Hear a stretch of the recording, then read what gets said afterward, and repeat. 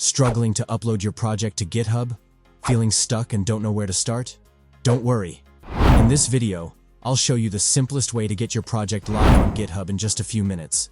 If you find this video helpful, make sure to like, subscribe, and turn on notifications so you never miss out on more quick tech tips. First, head over to github.com in your web browser and log in. Once you're logged in, click on your profile picture in the top right corner, then select Your Repositories from the drop-down menu. Next, click the green New button. On this page, enter a name for your project, something clear and descriptive. Add a short description, choose whether it's public or private, and make sure to check the box to add a README file. Once your repository is created, you'll be redirected to its page. Here, click Add File, then select Upload Files.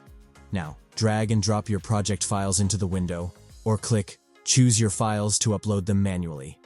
Finally, scroll down and click Commit Changes. That's it. Your project is now uploaded to GitHub and ready to be shared or collaborated on. If this tutorial helped you, give it a thumbs up and share it with your friends. Don't forget to subscribe for more quick tech tutorials. Got questions? Drop them in the comments below. See you in the next video.